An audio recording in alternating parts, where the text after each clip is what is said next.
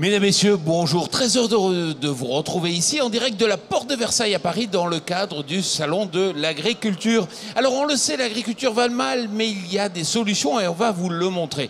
Ce qu'il faut, c'est sortir du cadre, faire un pas sur le côté, regarder ailleurs, trouver une solution, certainement par la diversification. Et Michael Jacquemin, bonjour. Bonjour Jean-Paul. Vous avez trouvé des solutions, vous en avez trouvé une, on va en parler. Effectivement, vous êtes agriculteur dans la Marne, donc vous faites des céréales, vous faites déjà pas mal de production, mais en même temps, vous êtes intéressé à l'apiculture. C'est fou de s'intéresser à l'apiculture aujourd'hui, alors que partout, on lit dans le journal que ça va mal pour l'apiculture, les abeilles meurent. Bah oui, c'est vrai, ça peut paraître paradoxal. Moi, j'ai eu la chance de rencontrer des apiculteurs dans le cadre de mes responsabilités professionnelles dans un syndicat agricole où, en fait, dans la Marne, on invite régulièrement nos apiculteurs du département à participer et échanger avec nous. Donc, à cette occasion, j'ai eu l'occasion de faire connaissance avec eux. Ils nous ont certes relaté les difficultés qu'ils pouvaient rencontrer, mais ils nous ont aussi expliqué que c'était quand même un beau métier. Et à force de les voir intervenir, j'aurais même laissé la possibilité de venir mettre des ruches sur mes parcelles. Je me suis rendu compte que c'était très, très passionnant. D'accord. Au final, est-ce qu'aujourd'hui ça marche? Est-ce que vous gagnez votre vie ou vous gagnez un petit peu votre vie avec les abeilles? Je suis en phase de démarrage. Ça fait 2 ans que j'ai choisi d'être propriétaire de mes ruches. Et donc en 2 ans de temps, on apprend à connaître. Moi, je vais encore en formation à l'hiver et pendant la période apicole. Le samedi après-midi, je suis en formation. Actuellement, je suis plutôt satisfait par rapport au temps que j'y passe, parce que c'est vrai que c'est très très gourmand en temps, parce qu'il faut s'en occuper des abeilles, il faut y passer beaucoup de temps, c'est comme de l'élevage. Moi j'ai des cochons, j'ai des vaches sur mon exploitation, et je passe aussi du temps avec mes abeilles. C'est quoi ce que vous avez sous-estimé? C'est le temps? Essentiellement le temps. Le temps à consacrer, à surveiller, éventuellement à nourrir l'hiver, parce qu'il ne faut pas avoir peur de le dire, l'hiver on nourrit, on est sur de la génétique aujourd'hui au niveau des abeilles où il y a eu de la sélection, au même titre que mes vaches. Aujourd'hui, si je ne surveille pas mes vaches, que ce soit au vélage, etc., j'ai de la perte. Donc au niveau apicole, je me suis rendu compte, sur le conseil de mes collègues départementaux, il faut surveiller, intervenir s'il y a besoin et surtout nourrir s'il y a besoin en période hivernale. Et vous avez un cheptel important? J'ai entre 80 et 85 ruches productives. D'accord. Comment vos confrères apiculteurs vous ont accepté ou pas, peut-être qu'ils ne vous ont pas accepté, vous qui veniez d'une autre activité? Je vous l'ai expliqué dans le contexte. Donc on était déjà dans une relation de confiance et d'échange réciproque. Ça s'est plutôt très bien passé. Moi, j'ai entre guillemets un parrain qui m'accompagne et qui me donne des petits combines d'apiculteurs déjà avec beaucoup d'expérience, mais ce qui est important en fait, c'est se former, ne pas se fier aux petits conseils sur Internet, c'est trop facile. Il y a encore des erreurs de fait en apiculture, moi me semble-t-il. Donc moi, ayant aucune expérience, j'applique simplement les bases. Donc voilà. Yves Vedren, vous êtes président du syndicat national de l'apiculture. Vous êtes content de voir comme ça des agriculteurs qui s'intéressent à votre passion? Oui, mais il n'y en a peut-être pas assez. Ça, c'est la première chose. La deuxième chose, notre collègue là, démarre en apiculture, il a bien dit qu'il avait encore besoin de conseils et il a dit surtout il me faut du temps. Alors on a codifié le temps comme on codifie tout actuellement.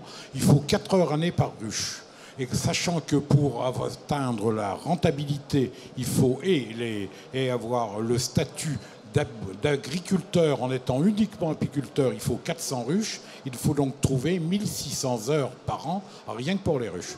Maintenant, avec 400 ruches, dans l'état actuel des récoltes et de l'incertitude qui règne, on ne peut pas se permettre d'employer de la main-d'œuvre. On ne dégage pas suffisamment de bénéfices. Alors aujourd'hui, il y a 25 ans ou 30 ans, quand on a créé l'interprofession aujourd'hui disparue, on avait des problèmes, non pas de rendement, mais de vente, parce que le miel était très bon marché. Il coûtait à l'époque un tiers d'euro, le kilo.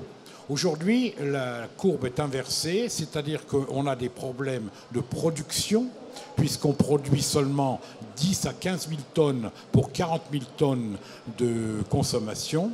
Et on n'a plus de problème de vente, puisque le miel français se vend très bien, et il se vend surtout à l'export. On a une très bonne image de marque du miel français à l'export. C'est donc cette image qu'il faut préserver, qu'il faut développer. Et malheureusement, je dois le dire, on n'est pas toujours en phase avec la façon dont produisent certains agriculteurs. Mais ça, c'est la rançon de la compétitivité qui s'est installée. Ils sont obligés de produire pour couvrir, leurs frais.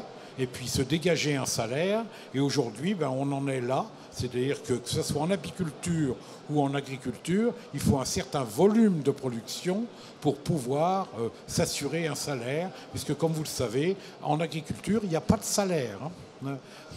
Yves Vedrenne, Michael Jacquemin, Yves Vedrenne l'a dit, aujourd'hui, il y a un marché. Ça vaut le coup, il faut y aller. Est-ce que vous l'avez testé un peu, ce marché? Est-ce que vous l'avez évalué? C'est bien pour ça que je suis parti dans l'apiculture. C'est une des seules productions agricoles aujourd'hui où il y a un boulevard. Les chiffres ont été évoqués, 40 000 tonnes de consommation, on en produit 10-15 000 quand ça va bien. Donc évidemment, on peut produire, on n'est pas en concurrence, les apiculteurs ne sont pas en concurrence entre eux. C'est bien pour ça que j'en trouve qui viennent me conseiller. L'objectif, c'est bien de faire augmenter la production en France. Alors, quand on parle de revenus, etc., alors évidemment, il y a les charges, ça a été évoqué. L'apiculture, ça nécessite beaucoup de temps à y consacrer. Donc du temps salarié, en France, c'est cher. Mais bon, c'est comme ça. Il faut faire un gros travail sur les charges sociales, ça c'est évident. Ensuite, c'est le rendement multiplié par un prix. Alors le rendement, suivant la région où on se situe, suivant les cultures à disposition, on va se retrouver plus ou moins bien, suivant les années climatiques, parce que très grosse difficulté lors de périodes climatiques aléatoires. Et après, le prix. Alors le prix, moi je suis quand même un peu déçu, parce que c'est vrai que quand on est apiculteur, entre guillemets, professionnel, je veux dire au-delà de 100 ruches, on n'est plus sur du commerce en pot d'1 kilo, on commercialise à des grossistes qui eux remettent en pot et font le commerce avec les grandes surfaces essentiellement. Là on se retrouve avec des intermédiaires, ces fameux grossistes, qui captent une grosse partie de la marge. Et ça on se retrouve dans la même problématique la plupart des productions agricoles. C'est pas celui qui a le plus de difficultés. Le problème il est évident, quoi. Ça c'est à ce niveau-là. Alors, on apporte beaucoup de miel, c'est du miel qui est bon marché par rapport au miel français qui est connu, avec une traçabilité. Moi, je pense qu'au niveau du prix, il y a un delta qui n'est pas suffisamment important. On se retrouve avec des conditionneurs aujourd'hui, et puis il manque aussi un gros problème de traçabilité, me semble-t-il, sur les pots de miel en France. On ne met pas suffisamment le logo miel français. Au même titre que les éleveurs ont bien mis en avant viande de France, je pense qu'il faut mettre miel de France au plus vite pour que le consommateur sache exactement de quoi on parle et éventuellement valoriser quelques centimes supplémentaires le kilo de miel français. Et ça aidera les apiculteurs à se développer. Et d'ailleurs, vous avez fait un petit logo pour donner l'idée au ministre de l'Agriculture ou aux autres ministres de dire aujourd'hui il faut protéger cette image du miel français. Vous confirmez cela, qu'effectivement il y a des importations aujourd'hui qui sont importantes? Alors les importations, elles couvrent les besoins. Si on a 10 000 tonnes, on importe 30 000. Si on a 15 000 tonnes, on en importe 25 000. Mais je dois dire que nous avons obtenu au sein de l'Europe, au sein du COPA-COGECA et à l'intérieur de Bruxelles, on est obligé maintenant de marquer l'origine des miels. Alors, origine France, origine Espagne, origine communauté européenne, origine hors communauté, c'est très important, et mélange de communauté et hors communauté. Donc, le consommateur a déjà une première idée. Alors, vouloir absolument mettre miel de France comme le souhaite le ministre, c'est pas là qu'est l'essentiel. L'essentiel, c'est de produire, c'est de nous donner les moyens de développer les structures apicoles pour qu'elles produisent du miel. Après, pour les prix, c'est sûr que les prix ne sont pas très élevés, mais il faut savoir quand même que tout le miel qui est acheté part à l'exportation. Pratiquement tout le miel français. Et on n'a plus de miel français pour l'autoconsommation, ce qui fait que ce sont les miels d'importation qui font le marché. Mais d'un autre côté, si les grossistes n'avaient pas ces miels d'importation, ils ne pourraient pas nous acheter très cher les miels français, puisque la marge qu'ils font, ils se la font sur les miels d'importation. Michael Jacquemin, vous êtes d'accord? Pas tout à fait. En fait, moi, je me rends compte qu'aujourd'hui, on a quand même un gros problème de traçabilité, même si réglementaire, c'est marqué, c'est pas très visible pour le consommateur, il est obligé de retourner l'étiquette, de la regarder. Il suffirait simplement de mettre le fameux logo miel de France, ça aiderait nettement. Moi, je peux vous dire que dans le département de la Marne, que je connais un peu plus, nous, on est en ordre de bataille. On va augmenter la production et si vraiment on veut un vrai effet de levier, il suffit qu'il y ait quelques centimes supplémentaires sur le kilo pour l'apiculteur et on augmentera, c'est évident. On a un groupe d'agriculteurs, donc dans notre syndicat agricole, il faut quand même le dire, le syndicat agricole aujourd'hui fait la promotion de la production de miel. Donc on a un groupe, on est une douzaine d'agriculteurs, ça s'appelle la Dynamique Projet. L'objectif, c'est de monter en puissance et de montrer qu'on peut produire du miel même dans la Marne. Même dans la Marne, un des départements, d'après Élise Ducé, sur Cache Investigation, où on était noirs, les plus gros consommateurs de produits phyto. Donc là, je peux vous dire que dans la Marne, on produit du miel et j'ai pas trouvé encore dans la Marne d'apiculteurs qui se plaignent. On arrive à produire du miel. Faut-il le faire bien? Bon.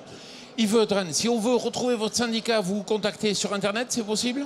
Dans chaque département, on a une ou plusieurs antennes suivant la surface du département. Bon, merci beaucoup. Michael Jacquemin, je crois que vous êtes ambassadeur AgriDemain, c'est ça? Voilà, AgriDemain, donc c'est la suite logique. Je fais partie du réseau phare et ça me faisait vraiment plaisir de pouvoir continuer l'aventure. AgriDemain, c'est parler de notre métier au sens large. Alors environnemental évidemment, économique, sociétal. Moi, mon objectif, c'est de faire visiter le maximum de personnes à mon exploitation. Et c'est vrai qu'à la fin de la visite, quand je leur dis en plus, j'ai des abeilles et ça se passe bien, ben, c'est plutôt bien. En tout cas, moi j'ai appris qu'effectivement il y avait des solutions et effectivement dans ces périodes où c'est un peu compliqué, c'est toujours bien de savoir qu'il y a des possibilités d'évoluer, de sortir du cadre. Merci à vous. Merci à vous.